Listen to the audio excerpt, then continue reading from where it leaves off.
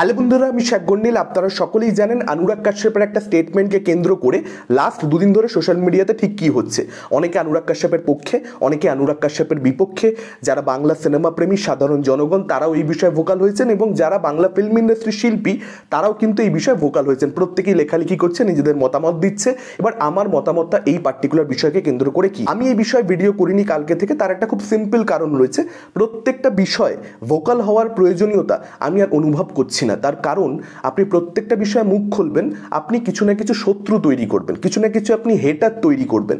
আজকে অরিত্রদা, রূপমদা, আমি, সুদীপদা, প্রত্যেকের হেটার রয়েছে। দেখবেন কমেন্ট বক্সে প্রত্যেককে কেউ না কেউ গালাগালি দিয়ে চলে যাচ্ছে। তার কারণটা সিম্পল, আমরা কিছুর বিরুদ্ধে কথা বলছি, আমরা কাউকে সমালোচনা করছি, তাতে তো একটা ফ্যান রয়েছে, সেই ফ্যানরা তো রাখবে, তারা তো আমাদেরকে খিস্তি করবে, খুব স্বাভাবিক একটা ব্যাপার। ফলত সেম জিনিসটা অনুরাগ কাশ্যপের সঙ্গেও। আজকে তিনি ভোকাল হয়েছেন, তার বিরুদ্ধে লোকে চারটি কথা বলছে, তাকে লোকে সমালোচনা করছে।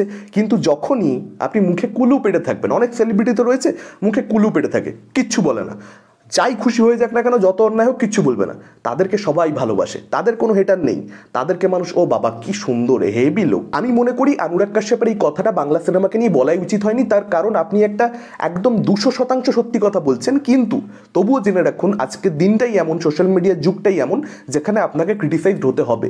পুরো সঠিক কথা বললেও আপনাকে কেউ না কেউ এসে ভুলভাল দুটো চারটি কথা শুনিয়ে নেগেটিভিটি করে চলে যাবে। এটাই আজকের দিন, এটাতে কিছু করার নেই, এটার সঙ্গে আমাদেরকে সবাইকে মানিয়ে নিতে হবে।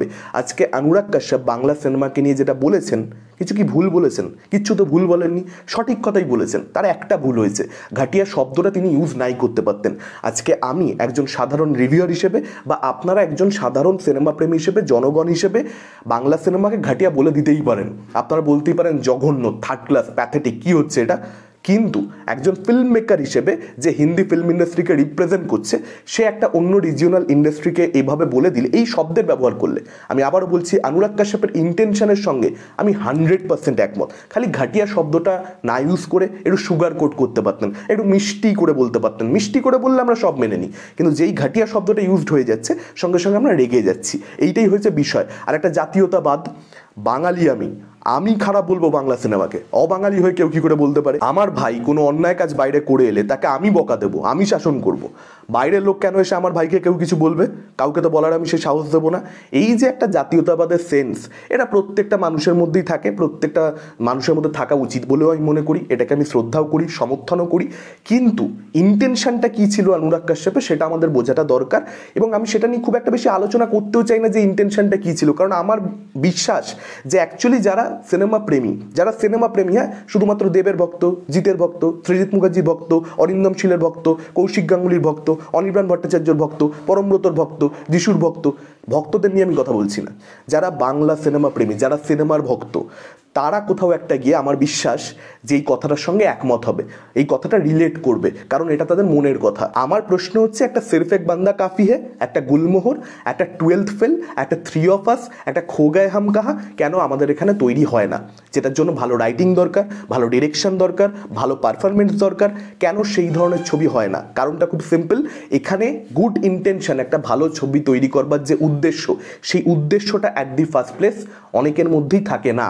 এটা একদম সত্যি কথা। তাদের ছবি দেখলে, শুনুন, একটা ছবি ভালো খারাপ হতে পারে, কিন্তু বাংলা সিনেমার সঙ্গে যেটা মূল সমস্যা, ছবি দেখে বোঝা যায় যেটা সিনেমা করা হয়নি, এটা প্রজেক্ট করা হয়েছে। এটা করা হয়েছে তার কারণ টাকার দরকার। এটা এই কারণে করা হয়নি যে একটা ভালো জিনিস দর্শককে দেখাতে চাই, উপহার দিতে চাই, কিছু একটা বলতে চাই, একটা গল্প বলার রয়েছে, এই তাগিদটা ছবি দেখে পরিচালকের মধ্যে আছে কি নেই সেটা নিয়ে একটা প্রশ্নচিহ্ন তৈরি হয়। হিন্দি ছবি খারাপ হচ্ছে না, প্রচুর খারাপ ছবি, থার্ড ক্লাস, প্যাথেটিক, বিরক্তিকর ছবি হয়। তারা অনেক অনেক বেশি পিছিয়ে রয়েছে মালায়ালাম ফিল্ম ইন্ডাস্ট্রির থেকে। তামিল ফিল্ম ইন্ডাস্ট্রি যত বেশি এগিয়ে গেছে, তার থেকে অনেক অনেক বেশি পিছিয়ে রয়েছে হিন্দি ফিল্ম ইন্ডাস্ট্রি। কিন্তু তারা ছোট ছবি যেগুলো করছে, হিন্দি ফিল্ম ইন্ডাস্ট্রির সমস্যা আমি বারবার বলে এসেছি, ইভেন্ট ফিল্ম তৈরি করবার ক্ষেত্রে তারা বড় বাজেটের ছবি সঠিকভাবে বানাতে পারছে না, কারণ তাদের কাছে সেই ডিরেক্টর নেই।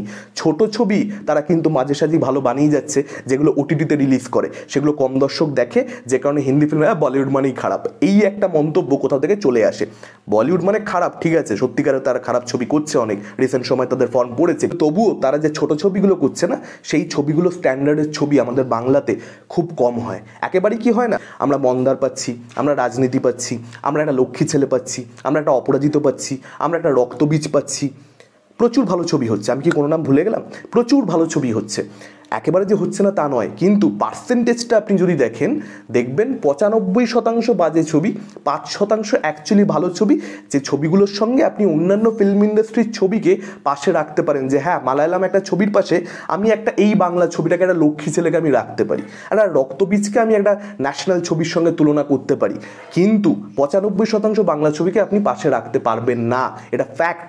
আপনি হয়তো 80% ছবিকে বাজে বলবেন, 10-15% ছবি এরকম থাকবে যেগুলো আপনাকে বলতে হবে বাংলার সাপেক্ষে ভালোই হয়েছে, চেষ্টা করেছে। না না না, একটা চেষ্টা ছিল, এটা একদম সত্যি কথা, একটা চেষ্টা কিন্তু করেছে ভাই। আমরা অনেক সময় একটা কথা বলি, আমি নিজেও বলি যে দর্শকদের একটু সাপোর্ট করা উচিত, দর্শকদের একটু দেখতে যাওয়া উচিত, এই ধরনের ছবিগুলো দর্শক সাপোর্ট করলে আরও বিভিন্ন ভালো ছবি হবে। এবার আমরা যদি ভালো করে ভেবে দেখি দর্শকদের কি দায় বলুন তো সাপোর্ট করবার? কোনো দায়ই নেই তাদের সাপোর্ট করা। ভালো ছবি বানাবে দেখতে যাবো, ভালো ছবি বানাবে না দেখতে যাবো না। আচ্ছা ঠিক আছে, চলুন বড় বাজেটের ছবি হচ্ছে না, আমাদের এখানে বাজেট কম রয়েছে, সম্ভব নয়, হ্যাঁ তানা একদম বাগডুম। 12th ফেলের মতো একটা ছবি, 12th ফেল একটা ইমোশনাল ছবি, একটা ইমোশন নেই কেন বাংলা ছবিতে?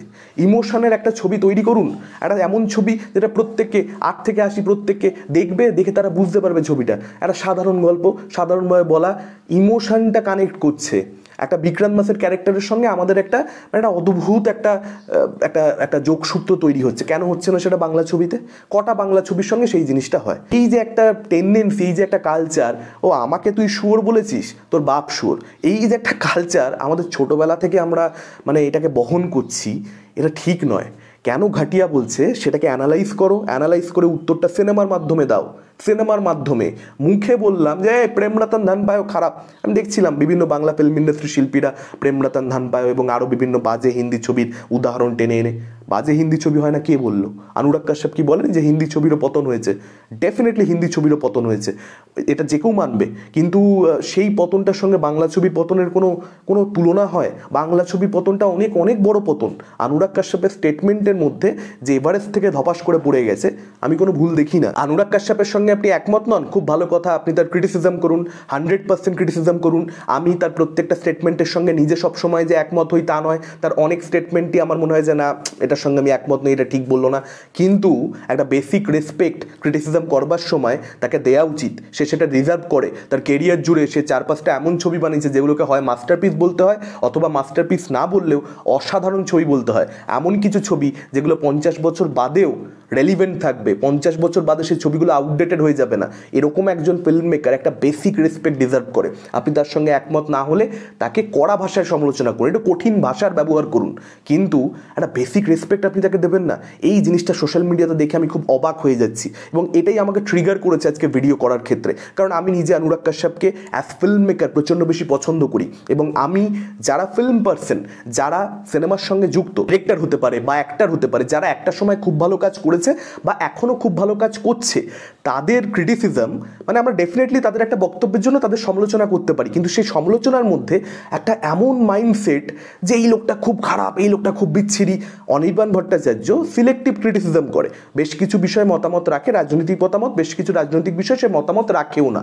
তার জন্য তাকে যখন জনগণ সমালোচনা করে, আমি দেখে অবাক হয়ে যাই যে পাবলিক এই শিল্পীটাকে এইভাবে সমালোচনা করছে, কদর্য ভাষায় সমালোচনা, হিপোক্রিট এই আমি এই জিনিসটার সঙ্গে আমি জানি না এটা আমরা কোন সমাজে বসবাস করছি।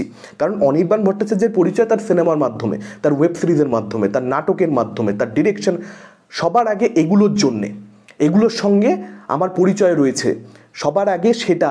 তার পরবর্তীতে সে কি মতামত রেখেছে না রেখেছে সেগুলো না পরে আসে, অনেকটা পরে আসা উচিত অন্তত পক্ষে সেটাই। কৌশিক গাঙ্গুলি রিসেন্টলি একটা সাক্ষাৎকারে, একটা পডকাস্টে একটা কথা বলেছেন, যেটার সঙ্গে আমি জাস্ট একমত নই সেই কথাটার সঙ্গে। আমি আজকে বলছি, আলোচনা হচ্ছে তাই, এতদিন আপনারা জানেনও নি যে আমি এটাকে খুব ভালোভাবে দেখিনি। তিনি বলেছেন আমার ছবি সবসময় ভীতু ছবি হয় কারণ আমি নিজে ভীতু, এরকম টাইপের একটা কমেন্ট করেছেন। যে কথাটাকে পরিচালক অনিক দত্ত অন্য একটা সাক্ষাৎকারে আবার ক্রিটিসাইজও করেছে, যে আমি জানি না এই কথাগুলোর কি লজিক। অনিক দত্ত বলেছেন আমিও জানি না সত্যি বলতে এই কথাটার কি যুক্তি, কিন্তু তাই বলি কি আমি তার এই স্টেটমেন্টটা দিয়ে কৌশিক গাঙ্গুলিকে আমি বিচার করব? এটা হতে পারে?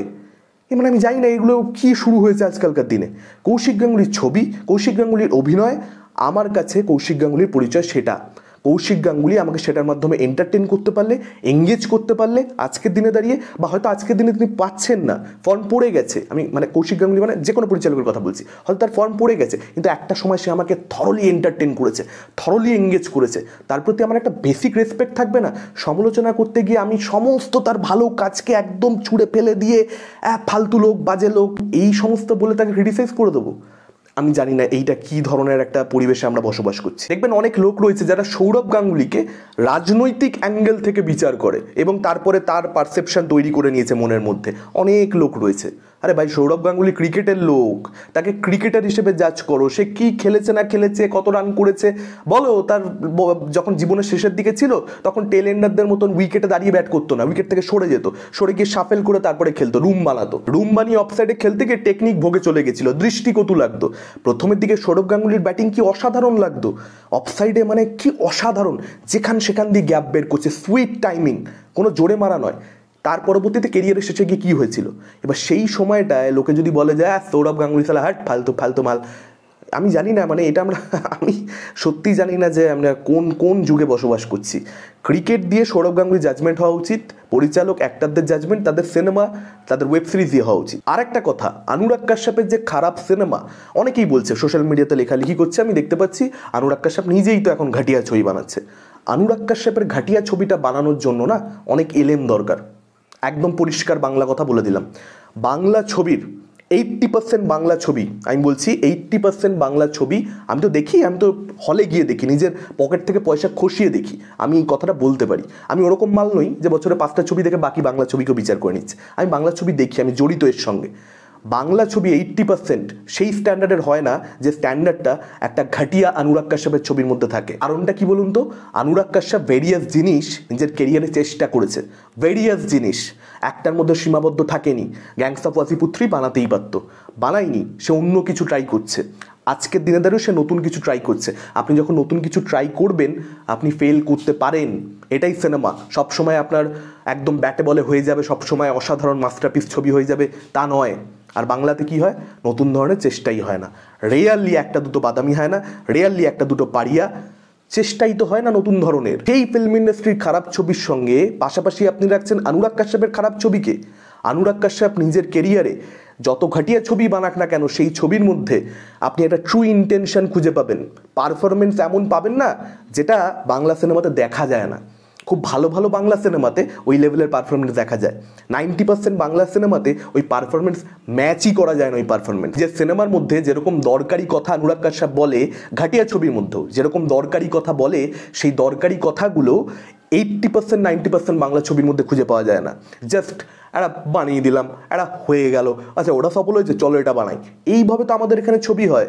আপনি সেই ফিল্ম ইন্ডাস্ট্রির খারাপ ছবির সঙ্গে অনুরাগ কাশ্যপের খারাপ ছবি তুলনা করছেন, এটা কি ধরনের লজিক? অনুরাগ কাশ্যপের মতন নির্ভীক ফিল্ম মেকার, অনুরাগ কাশ্যপের মতন অনেস্ট ফিল্ম মেকার খুব কম এসেছে এবং আগামী দিনেও খুব কম আসবে। এই রকম লোককে, যার একটা মেরুদণ্ড রয়েছে, সেই রকম লোক আসলে আমাদের দরকার। আমাদের বাংলা ফিল্ম ইন্ডাস্ট্রি যেমন রয়েছেন অনিক দত্ত, অনেকে বলছে অনুরাগ কাশ্যপের নিজের সিনেমা বক্স অফিসে কোনোদিন সফল হয়নি, সেভাবে সে এসছে বাংলা সিনেমার বক্স অফিস নিয়ে কথা বলতে। ভাই, এটা কীরকম বোকা বোকা কথা? যার সিনেমার বক্স অফিস হয়নি সে বক্স অফিসের ব্যাপারে কোনো রকম নলেজ রাখে না, এটা একটা কথা হলো? সে কনসিয়াসলি কিছু এমন ছবি কেরিয়ার জুড়ে করেছে যে ছবিগুলোর বক্স অফিস কম হবে, সেটা সে খুব ভালো মতো জানে, সেই অনুযায়ী সে বাজেট সেট করে ছবির। জানে না লোকে অনুরাগ কাশ্যপের ব্যাপারে যা খুশি তাই বলে যাচ্ছে, এইটা হচ্ছে বিষয়। তার ছবির বাজেট সে সবসময় কম সেট করে, কারণ সে জানে তার ছবিটা চলবে না, প্রডিউসারকে ফিরিয়ে দিতে পারে যাতে টাকা, যাতে করে পরের ছবিটা সে আবার করতে পারে নিজের ভয়েসটা ইন্ট্যাক্ট রেখে। আমাদের এখানে কি হয়, এক্সপেরিমেন্টাল ছবি করতে গিয়ে 2 কোটি 2.5 কোটি 3 কোটি টাকা খরচা করে ফেলা হচ্ছে, যে ছবিটা দেখেই বোঝা যায় এই ছবিটা হলে দর্শককে দেখাবার জন্য বানানো হয়নি। প্রডিউসার টাকা ফেরত পাবে কি পাবে না এটা মাথায় রেখে ডিরেক্টর বানায়নি। মুশকিল হচ্ছে 10 জনের মধ্যে 8 জন খারাপ কাজ করছে বলে এই যে গোটা ভিডিও জুড়ে আমি একটা বিচিং করে গেলাম বাংলা ফিল্ম ইন্ডাস্ট্রির ব্যাপারে। 2-3 জন 4 জন শিল্পী কিন্তু রয়েছেন যারা সত্যি ভালো কাজ করছে, যাদের কিছু জনের নাম আমি আগে বলেছি বা হয়তো বলিনি এই মুহূর্তে, যেমন ঋত্বিক চক্রবর্তী নাম এখনো বলিনি, বা ধরুন ইন্দ্রনীল রায়চৌধুরী, প্রদীপ্ত ভট্টাচার্য, দারুণ কাজ করছে, দারুণ কাজ করছে, কিন্তু মানে তারাও কোথাও একটা এই সব কিছুর মধ্যে ঢুকে পড়ছে। এটা হয়েই থাকে। ধরুন রিভিউয়ারদেরকে কেউ গালাগালি দিল, কোনো ফিল্ম মেকার, যে এ হচ্ছে ফালতু মাল, ঠিক আছে, এবার সেটা আমার গায়ে এসে লেগে যাচ্ছে, বলছে হয়তো অন্যদেরকে, গায়ে আমারও লাগছে, কারণ আমি রিভিউয়ার কমিউনিটির মধ্যে পড়ি, ব্যাপারটা সেরকম অনেকটা। সত্যি এটাই বলবো, বেশ কিছু ভালো ভালো বাংলা কাজ হচ্ছে, অনেকে সিরিয়াস শিল্পী রয়েছেন, তারা ভালো কাজ করছেন, তাদেরকে আমি না মন থেকে রেসপেক্ট করি, মন থেকে রেসপেক্ট করি, এবং সেটা আপনারা বুঝে যাবেন কাদের কাদের আমি রেসপেক্ট করি। বিভিন্ন সিনেমার রিভিউ আপনারা যারা নিয়মিত ফলো করেন আমাকে, আপনি বুঝে যাবেন। এবং আমি রেসপেক্ট করি, that is a reason behind it, সেই কারণে রেসপেক্ট করি। দেখুন, সবাইকে রেসপেক্ট করতে হবে এটা তো কোথাও লেখা নেই, মানুষ সবাইকে রেসপেক্ট করতে যাবে কেন? তাহলে তো রেসপেক্ট বলে বিষয়টাই থাকবে না, যে সবাইকেই করতে হয়, কারণ থাকুক না থাকুক রেসপেক্ট করি, কারণ শিল্পী শিল্পী শিল্পী শিল্পী বাজে ছবি করছে, রেসপেক্ট আসে না ভেতর থেকে, কী করবো? আপনাদের কি মতামত এই সম্পূর্ণ বিষয়টা নিয়ে ডেফিনেটলি আপনারা সেটা আমাদের কমেন্ট করে জানাতে পারেন। ভিডিওটা ভালো লাগলে লাইক করতে পারেন, শেয়ার করতে পারেন, আমাদের চ্যানেল নতুন হলে চ্যানেলটাকে অবশ্যই সাবস্ক্রাইব করতে পারেন। আজকের মতন টাটা, চোখ রাখুন পরবর্তী ভিডিওতে।